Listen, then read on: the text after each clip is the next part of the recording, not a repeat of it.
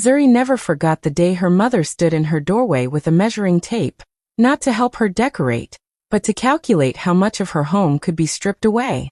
And the worst part? They didn't even ask if she was okay. They only asked where she kept the land documents. Because her brother got a $950,000 luxury house. And now they wanted hers. Zuri came home tired after working a long double shift, dreaming only of a quiet evening. But the moment she opened her door, she found her parents already inside, walking around her living room like inspectors. They didn't even greet her properly. They just touched her walls, opened her cupboards, and whispered to each other while shaking their heads. Her mother kept comparing every part of Zuri's small home to her brother Oba's new $950,000 mansion. Oba's kitchen is bigger. Oba's bathroom has marble. Oba's house feels richer, she said again and again. Zuri stood there silently, watching them judge the only place she could proudly call her own. She had worked for years to afford this home. She bought each piece of furniture slowly, saving every coin. Every corner held a memory of her hard work. But her parents didn't see any of that. They only saw what it could become for Oba. Then her mother turned to her with a strange smile and said something that felt like a knife. Your brother's house is too small for expanding his family. Give him yours. You can rent somewhere cheaper. Zuri froze. She thought she heard wrong, but her mother repeated the same words with even more confidence. Her father nodded as if the decision was already made. They spoke about her home like she was already gone, like she had no right to feel anything. Her mother even started measuring the walls with a tape, checking the sizes of the rooms, planning how Oba could renovate this place nicely once Zuri moves out. They didn't ask if she agreed. They didn't ask if she could afford to move. They didn't ask if she was okay. They just assumed she would obey, like she always did. Oba wasn't even there, but they talked about him as if he was the only one who mattered. It was in that moment, standing in her own living room, watching her parents plan her removal, that Zuri felt something painful but clear settle inside her. She finally understood how little they valued her. She wasn't a daughter to them. She was only a backup, a tool, someone to sacrifice whenever Oba needed something. For the first time, Zuri felt her heart harden. And she knew, quietly and firmly, that this time she would not be giving them anything, not even her walls. Oba arrived in the evening with his fiancée, walking into Zuri's home like he already owned it. He didn't even remove his shoes or ask if he could come in. He just smiled that proud, lazy smile he always had. The same smile he used whenever he expected people to give him things. His fiancée looked around the house with a bright, excited face, touching the walls and pointing at the ceiling as if she was already planning her future life there. Oba didn't ask Zuri how she was or if she had eaten after her long day at work. Instead, he clapped his hands once and said, "We will renovate everything the moment you move out. This living room will look so much better when we change the paint. And this kitchen, will make it more modern."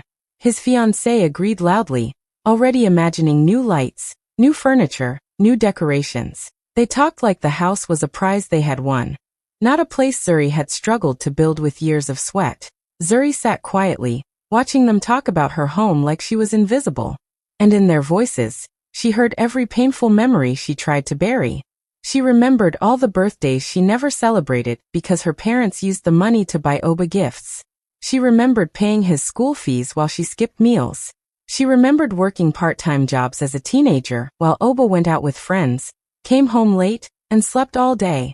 She remembered how her parents always praised him, even when he failed, and blamed her, even when she succeeded. She remembered the endless sacrifices she made, sacrifices no one ever thanked her for. And now, Oba was standing in her home, acting like she owed him this too. Zuri looked at him and truly saw him for the first time.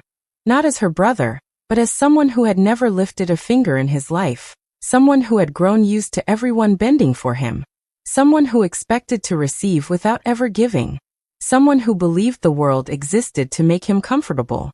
As his fiancée excitedly talked about painting Zuri's bedroom pink and turning her study into a walk-in closet, Zuri felt something shift inside her. It was not anger at first. It was a tiredness so deep it felt heavy. But slowly, the tiredness turned into something stronger. Something firm. Something that said, "No more." For the first time in her life, Zuri felt her heart stand up for her. She knew Oba expected her to give in like she always did. He thought she would smile, move out quietly, and let him enjoy her hard work. But this time she wasn't bending. Not for him. Not for her parents. Not for anyone ever again. Zuri couldn't sleep after everything that happened.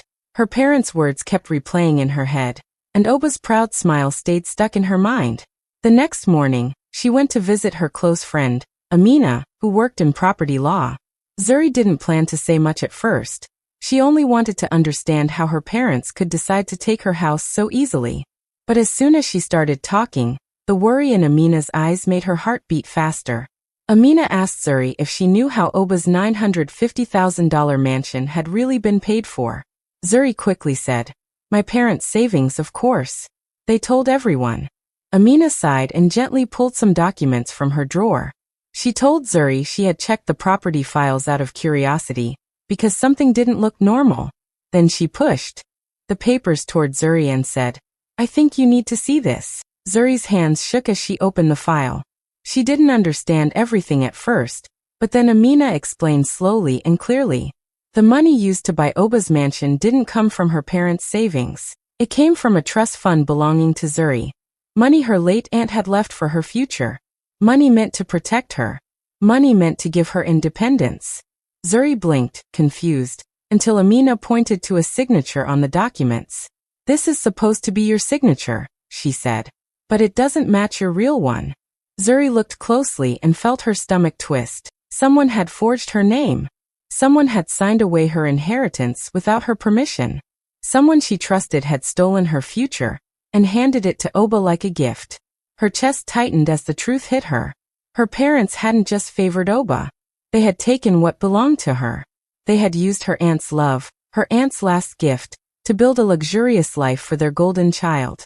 They had left Zuri with nothing but debts, responsibilities, and a home they were now trying to take away too. Amina touched her hand gently and said, "Zuri, this is serious. This is fraud." And it was planned. For a long moment, Zuri couldn't speak. A cold, heavy silence filled her heart. She felt hurt, betrayed, and strangely calm at the same time. It was the kind of calm that comes before a storm. She folded the documents carefully and thanked Amina. She didn't cry. She didn't explode. She walked out of the office with a new kind of strength, because now she knew the truth, and she knew what she had to do next. Quietly, secretly, Zuri began collecting every piece of evidence she could find, determined to take back what was hers. 2 days after learning the truth, Zuri was sitting quietly in her living room when she heard loud voices outside.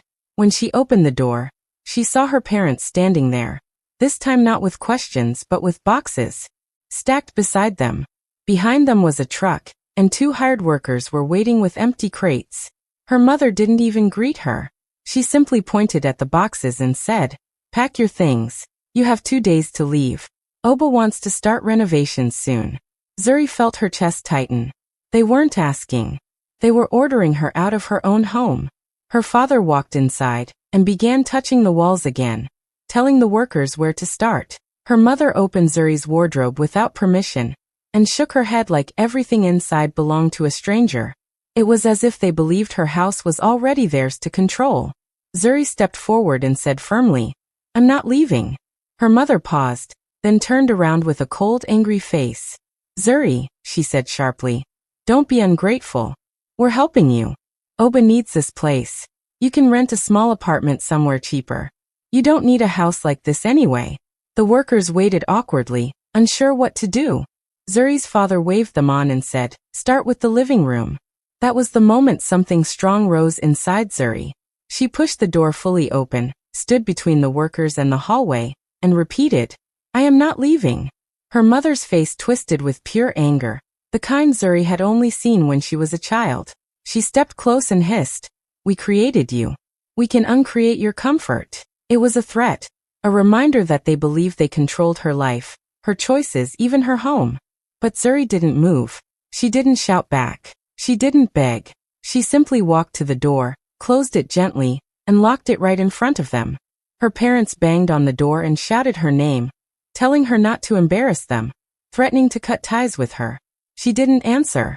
The workers eventually left, confused, and the truck drove away.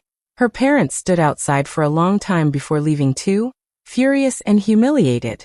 Inside, Zuri leaned against the door and finally let the tears fall. But they weren't tears of fear or weakness. They were tears of understanding, because now everything made sense. Their love was never love. Their care was never care. She had only been useful to them when she was giving. That night, for the first time in her life, Zuri saw her parents clearly. And that clarity made her stronger than she had ever been. Zuri spent the next morning sitting on the floor of her small storage room, surrounded by dusty boxes she hadn't opened in years. She pulled them out one by one, searching for anything connected to her late aunt, the only person who had ever treated her with real love. Inside the first box, she found old photos and birthday cards. In the second, she found carefully folded letters, written in her aunt's familiar handwriting. Zuri opened them slowly, reading each word with a heavy heart. Every letter repeated the same message. Her aunt wanted Zuri to stand on her own, to be free, to never depend on anyone, not even family, because she knew Zuri carried more responsibility than she deserved. One letter said, "This money is for your future, my child. Use it to build your own life. Do not let anyone take it from you." Zuri felt her throat tighten as she realized her aunt had seen everything long before anyone else did. In another box, she found financial summaries her aunt had kept. There were statements showing deposits made into Zuri's trust account. There were notes explaining why the money must remain untouched until Zuri matured and was ready. All the documents carried the same intention. The inheritance belonged to Zuri alone. It was meant to give her power, safety, and choices. But instead, her parents had stolen it and used it to elevate Oba. Holding those papers, Zuri felt something inside her shift again. The pain wasn't just from betrayal anymore. It was from the realization that someone who loved her had been disrespected too. Her aunt's final wishes had been ignored and twisted. Zuri wiped her face, gathered the documents, and left the house with a new determination. She went to the bank first, requesting her aunt's old account statements. The bank officer looked nervous but eventually revealed what she feared. Large transfers had been made from her trust, all authorized with a signature that wasn't hers. Next, she visited her aunt's lawyer. He confirmed that her aunt had written her will clearly. Zuri was the sole beneficiary. No one else was allowed to touch a single coin. He provided copies of the will and the instructions her aunt had left. Finally, she went to the property registrar, asking for details on the purchase of Oba's mansion. The registrar brought out documents listing the source of funds. The numbers matched her inheritance exactly. There was no more doubt. Her parents had taken everything meant for her and given it to Oba to live like royalty. Standing outside the registrar's office, Zuri felt tears slip down her cheeks. But this time they didn't weaken her. They sharpened her. Her pain turned into strength, her hurt turned into a mission, and her tears turned into purpose. Zuri chose a quiet evening and sent a simple message to her parents and Oba, inviting them to dinner. It was the first time in her life she had ever asked them to come over. They arrived with the same confidence they always carried, walking into her home as if they were in control. Her mother sat down with a proud smile, already assuming Zuri had finally agreed to surrender the house. Her father crossed his arms, waiting for her to apologize. Oba leaned back in his chair, grinning, tapping the table impatiently like someone waiting to collect a prize. But Zuri wasn't the same woman they used to push around. She served them food quietly, then placed her phone on the table. Her voice was calm when she said, "Before anyone speaks, I want you all to listen to something." She pressed play. The first recording was the bank officer explaining that the signatures used to withdraw her inheritance were forged. Her mother's face stiffened immediately. The second audio was the bank confirming the dates of the transfers, every large amount taken right before Oba's mansion was purchased. Her father's smile slowly disappeared. Then Zuri brought out printed papers from the lawyer and registrar, placing them on the table one by one. They clearly showed her aunt's will, the trust fund details, and the transaction trail proving the money belonged to her. For the first time that night, the room became silent. Her mother opened her mouth but couldn't speak. Her father swallowed hard, looking away. Oba sat up straight, his grin gone, his forehead shining with sweat. He tried to laugh it off and said, "Zuri, this isn't necessary. You're being dramatic." The house was. Zuri didn't let him finish. She looked directly at him, her voice steady and sharp. The house you're living in? It's mine. Legally. Every brick. Every room. Every tile. It belongs to me, not you. Oba froze like someone had poured cold water on him. He tried to shout again, but his words came out broken, shaking. No, that's impossible. I live there. It's my house. Zuri slid the ownership documents across the table. Not anymore. Her mother finally found her voice, but it trembled. Zuri, how could you do this to your own family? Zuri looked at her without fear. You did this. Not me. You stole from me. You lied to me. You tried to force me out of my own home.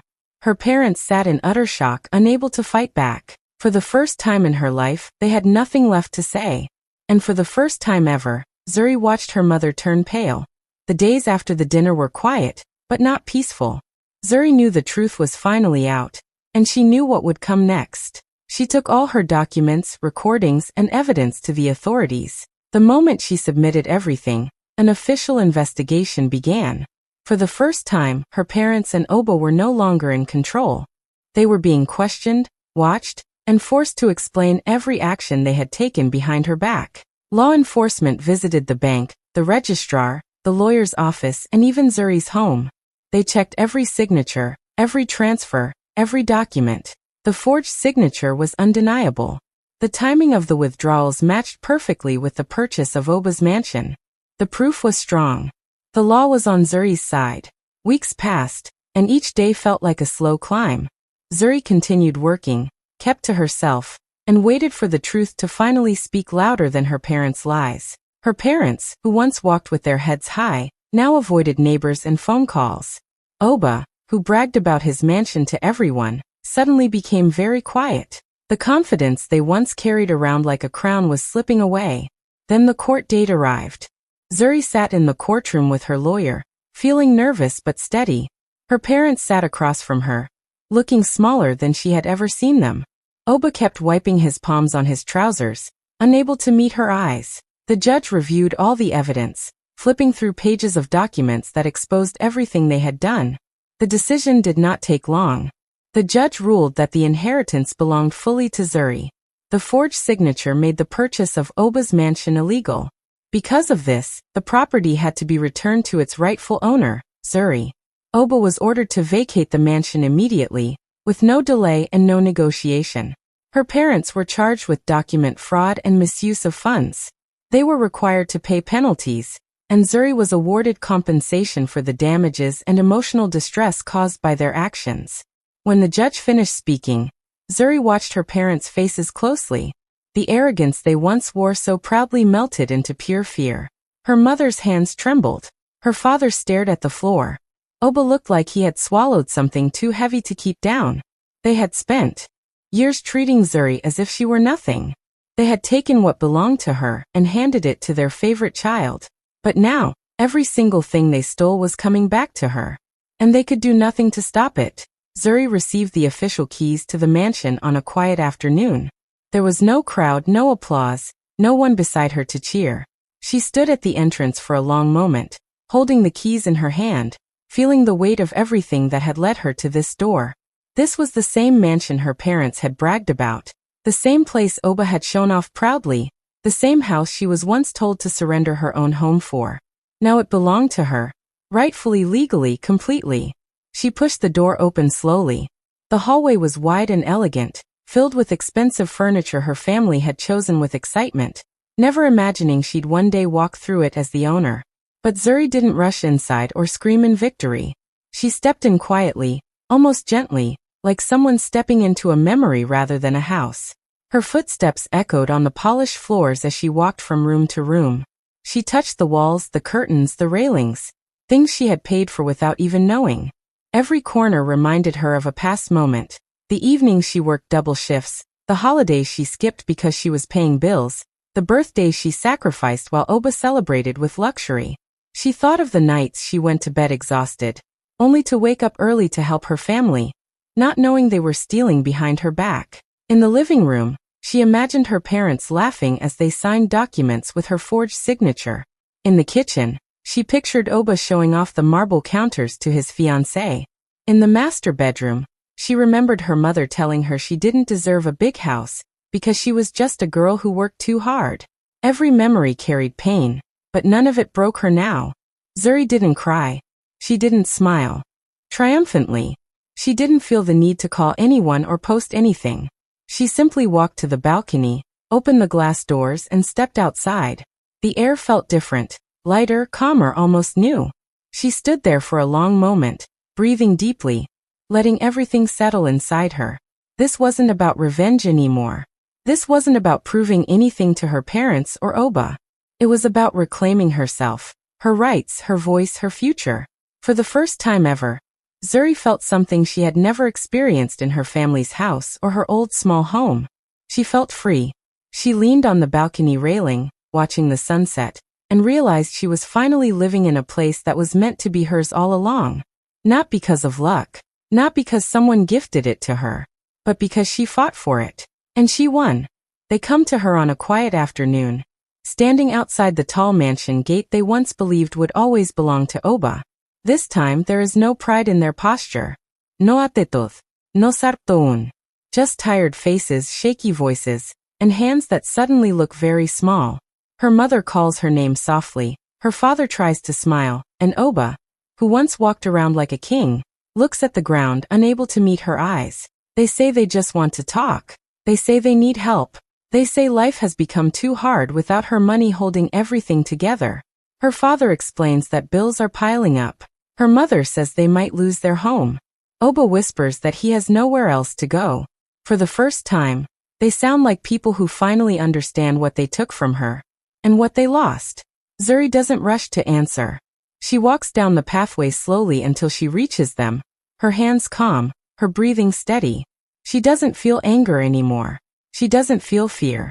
She only feels distance, like the people in front of her are strangers she once knew. Her mother tries to touch her arm, reminding her of all the years they lived as a family. Her father promises they will do better this time. Oba says he was young, confused, influenced. Excuses that mean nothing now. They tell her they are sorry, that they made mistakes, that they just need one more chance to fix things. Zuri listens without interrupting, letting them pour out every reason, every excuse, every apology. When they finally stop talking, looking at her with hopeful eyes, she takes a breath and answers in a voice that is gentle, but unshakable. "You taught me that comfort and love belong to the child you prefer," she says softly. "So go to him. Let him give you the life you denied me." Their faces fall instantly. Her mother steps forward, begging again.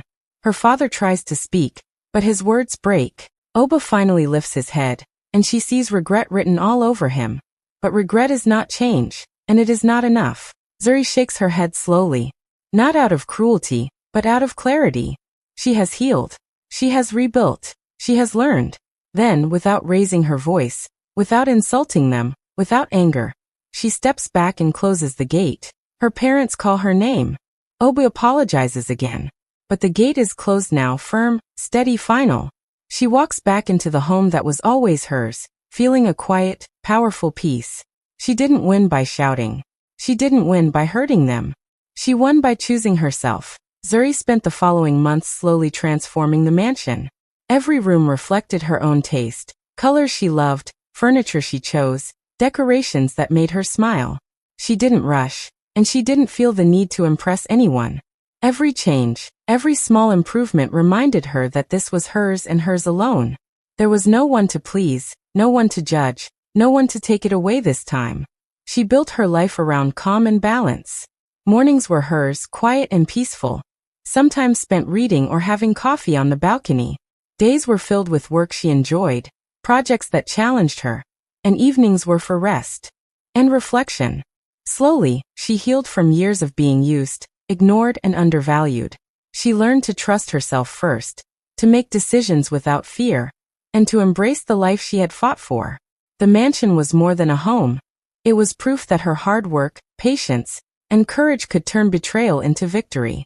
At sunset one evening, Zuri stood on the balcony, letting the golden light wash over her face. She looked out at the horizon and felt something she had never felt before. True ownership of her life. Not just the house, not just her inheritance, but her future, her choices, and her freedom. She had finally taken everything that was hers by right and refused to let anyone take it from her again. She thought of her parents and Oba, who had once believed they could control her, manipulate her, and erase her.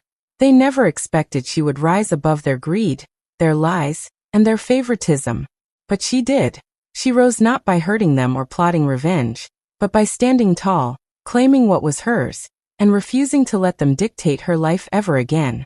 The mansion, with every brick, every corner, and every room, became a symbol of her strength and independence. She didn't feel anger anymore. She didn't need to prove anything to them. She only needed to live fully, peacefully, and proudly, knowing she had earned this life with her own hands and courage. And as the sun dipped below the horizon, Zuri smiled quietly to herself. This time, she wasn't giving a single brick back. Everything she had reclaimed was hers, her home, her peace, her future, and nothing could ever take it away again.